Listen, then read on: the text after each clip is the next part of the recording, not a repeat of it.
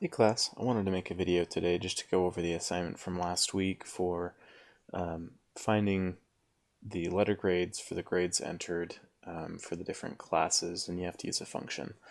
Um, just kind of breaking it down again, we essentially just took the logic that we had from the previous week with this large if, elif, else block, and what we had to do is sort it into a function. And then we had to get input from the different grades, so math, English, PE, science, and art. Had to store that, and then we had to call the function 5 times to get the letter grade, which you can see on the right hand side that I've run. And this is a very good way of solving it. There's nothing wrong with this. But one of you had actually asked me how would I have approached it. And there are a few different ways that you can approach this, but one of the things that initially came to mind for me was part of the struggle with utilizing languages is understanding the syntax with things. The if, elif, a lot of that logic can be kind of confusing, and so one of the ways that I initially would have begin is by looking and saying, okay, what's repeating? What have I done multiple times that I could probably find a simpler or shorter way of doing so that I'm not repeating myself a lot. So if we just kind of start at the top, I've got this function that I've declared with a bunch of if and elif, and I've noticed that we've got a grade, which is a letter grade that falls in between two things. And so one of the things that I did beforehand was actually went ahead and came up with this dictionary, so I wouldn't have to do that. And let me go ahead and paste that in here. And essentially this dictionary just represents this if-elif structure in a bit more of a concise dictionary format, because again we have a key with some associated values, and so what you'll find is in some other languages that this is actually known as an associative array. And the reason that that is important is because again, it allows us to look at some things that are associated with each other, and so we can utilize this structure to kind of eliminate and blow away the entire need of this if-elif logic or idea, because we can loop over this dictionary to accomplish the same idea. So what I can do then is I can utilize the what I currently have. Just going to come over here and add this in. Is I can go ahead and use this logic here. Let me change this to grade just to reflect what we're doing here. What I can do is I can look over this and I can say, okay, instead of doing this big if-elif logic, I can utilize this dictionary.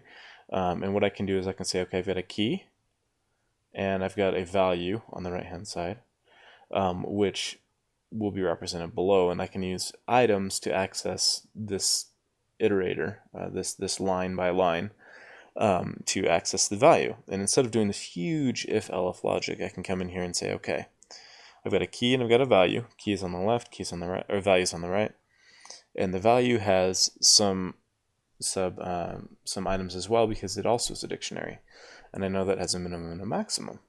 So I can say if the value minimum is less than or equal to the grade, which is being passed in, and that grade is less than or equal to the maximum of 100 in this particular case for A, then we can guarantee that that value is assigned the key, which in this case is the letter grade. So we can use this logic to drastically reduce it. Now, one of the things you'll notice is that my maximum for the A minus is 92. Well, why is that, Brother D? Well, in this case, so that I can use the same logic over and over, less than 93 is 92. And so I can actually do less than or equal to 92, which means the same thing, because again, it's less than 93, so I know that I'm not going to mess up the logic above it. And so I've done that with all of these. I've just bumped them down one, set that as the maximum, so I can use the less than or equal to. And you can actually do the same thing with the if-elif logic as well to accomplish the same thing. But by setting it this way, I can actually come in here like so and blow away this entire set of logic. And this actually, if I were to run this as is, it would still work exactly the same. So I could still get my functions to return the grade value, etc., but I've dramatically lowered it. Next thing that I noticed is I've got this big logic that's duplicated twice here. First, I'm going through and saying, okay, math, English, whatever. What's unique about these lines? Well, the name and the grade. well, just like above, what is the thing that stands out? We have a key, which is the name of it, and the value, which is the grade. So again, we can utilize some dictionary logic here. But if we go even a step further, well, we know that each class has a percentage, but it also has a letter grade. And so if we take it just one step further, we can actually say, okay, let me create a dictionary that actually will store all of this information in one handy variable, which is my grades dictionary. So then instead of having to do all of this logic to do this and then reprint it again and call out whatever, I can actually go through here and utilize a loop once more, and I can not only get the percentage grade, but I can also get let me adjust this a little bit so it looks a little bit better for you guys. Not only can I get the percentage grade initially and store that, I can also get the letter grade and store that so that I can go over it one time.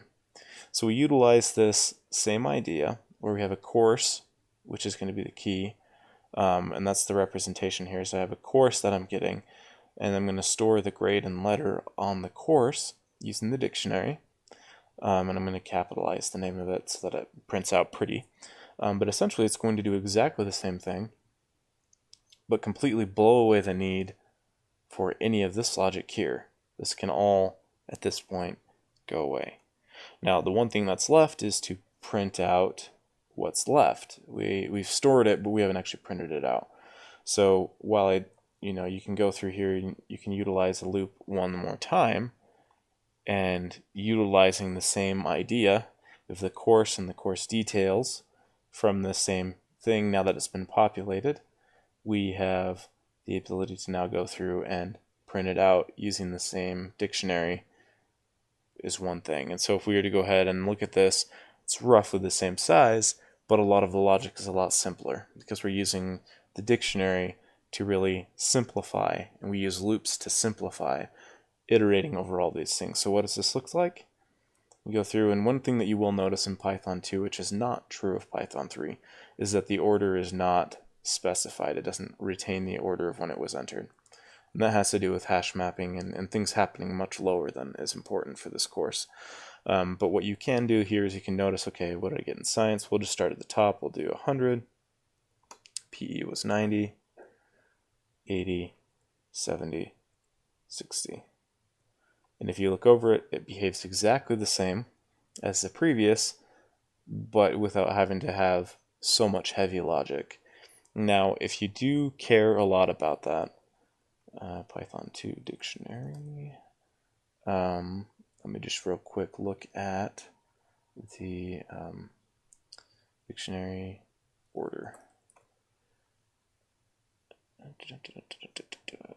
I know there's a way to do it, but essentially there's a way in Python 2 where you can say, yes, I do care about the order of the insertion here. Please make sure that when I iterate over it that the values are output in the same order. I would not have graded you against it for being in a different order because the order is not necessarily important. What's important is that you're utilizing the functions. But again, this is how I would have solved it because I know that there are some things that I know are constant, and because of that I can utilize loops to really simplify the solving of this problem. So hopefully this has been helpful. Again, this is a little bit more of a higher level of solving it, but it does work. And so if you have any questions about this, feel free to reach out to me either on Slack or in the course questions. Again, hopefully this has been helpful. Hope you guys have a great week.